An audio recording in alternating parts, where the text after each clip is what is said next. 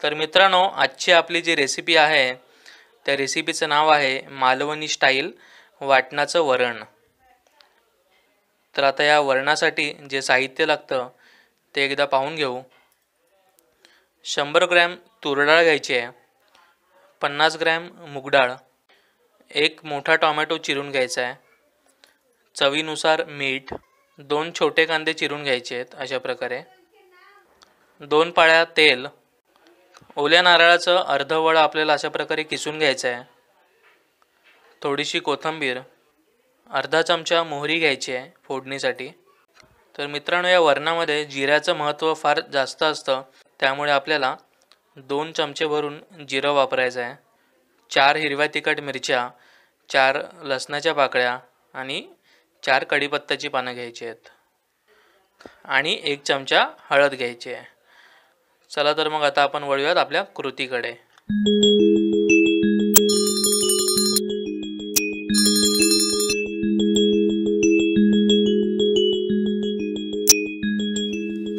तर मित्रांनो, सर्वप्रथम आपण ही जी तूर डाळ आणि मूग डाळ आहे ती स्वच्छ पाण्याने धुवून घेऊन मिक्स करून घेतलेली आहे. त्यामध्ये आपण मिरची टाकून घ्यायची आहे, ही अशी आपण बारीक चिरून घेतली आहे मिरची, आणि टोमॅटो टाकून घ्यायचा आहे. अर्धा चमचा हळद टाकून त्यामध्ये पाणी मिक्स करायचं आहे. 1 ग्लास भरून आपण पाणी यात टाकलेलं आहे. तर आता याच्या आपण कुकरला 3 शिट्ट्या करून घ्यायच्या आहेत आणि ही डाळ वगैरे साहित्य आहे ते चांगलं शिजवून घ्यायचं आहे.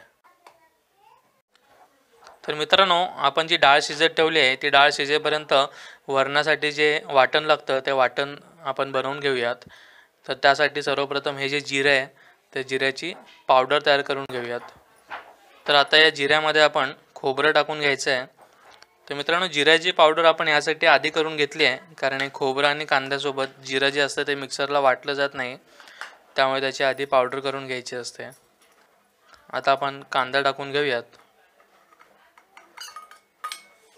लसूण टाकून घेऊयात. तर आता आपण वरण बनवण्यासाठी सुरुवात करत आहोत. त्यासाठी आपण थोडंसं तेल टाकून घेऊया डिचकीमध्ये. आता फोडणीसाठी आपण मोहरी टाकून घ्यायची आहे,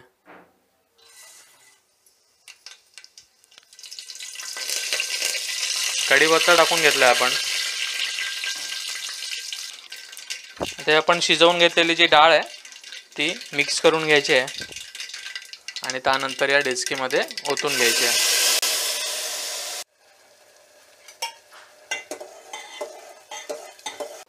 तर आता आपण या वरणामध्ये जे वाटण आहे ते वाटण टाकून घेऊयात आणि वरण चांगलं आपण आता हलवून घेऊयात.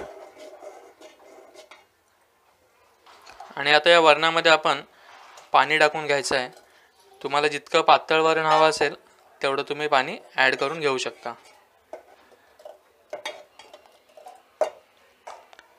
आता या वरणामध्ये आपण थोडीशी हळद टाकून घ्यायची आहे आणि चवीपुरतं मीठ टाकून घ्यायचं आहे. आणि वरण जे आहे ते मस्तपैकी आपण मिक्स करून हलवून घेऊयात.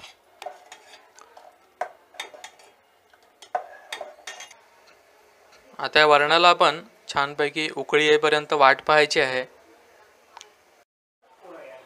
तर मित्रांनो, आता या वरणाला मस्तपैकी कड आलेला आहे. त्याच्यावरती आपण थोडीशी कोथिंबीर टाकून घेऊयात आणि गॅस बंद करून घेऊ. आणि आता ही वरणाची जी आपली रेसिपी आहे ती सर्व करून घेऊयात. तर मित्रांनो, अशा प्रकारे आपली ही मालवणी वरण रेसिपी तयार झालेली आहे. तर हे वरण आपण एका बाउलमध्ये काढून घेऊयात. ही डिश जी आहे ही डिश आपण सर्व करून घेऊयात. आणि हे वरण जसं आपण हलवतो आहे ना मित्रांनो, तसा एक वरणाचा एक जो वास असतो, तुम्हाला पण माहिती असेल वरणाचा जो वास असतो किती स्पेशल असतो. तो वास माझ्या आजूबाजूला आता दरवळतो आहे आणि मला भूकसुद्धा लागली आहे. तर मी थालीसुद्धा रेडी करायला सांगितली आहे माझ्या आईला. थालीसुद्धा आणेल ती. फारच सुंदर असं खोबरं वगैरे वाटण टाकून जिऱ्याचा असा वास असलेलं आहे वरण तयार झालेलं आहे. तर यावरती आपण मस्तपैकी थोडीशी कोथिंबीर टाकून घेऊयात जेणेकरून ही दिसायला पण फार सुंदर दिसेल. मम्मी माझी डिश तयार झाली आहे का? हो करते. भाजी नको. मम्मी अजून किती वेळ वाट पाहू? हे घे झालंय. अरे वा, तू तर पंचपक्वान्नच आणले आहेत. छान, गणपतीला आवडतात ना. म्हणजे तुला म्हणायचं आहे की मी गणपती आहे. तर मित्रांनो, माझ्या आईने तर मला हे पंचपक्वान्नच दिली आहेत. भात, सांडगी मिरची, पापड, लोणचं आणि आपलं हे स्पेशल असं वरण. आता मला तर भूक लागली आहे, मी तर हे थोड्या वेळाने खाणारच आहे. पण ही रेसिपी तुम्हाला कशी वाटली हे सुद्धा मला कमेंट करून नक्की सांगा. ह्या ताटातलं जे पण साहित्य आहे ते आपलं घरगुती साहित्य आहे. पापड आणि सांडगी मिरचीची रेसिपी मी ऑलरेडी आपल्या यूट्यूब चॅनलवर टाकलेली आहे, तिथे तुम्ही पाहू शकता. त्याची लिंक मी तुम्हाला डिस्क्रिप्शन बॉक्समध्ये सुद्धा देईनच.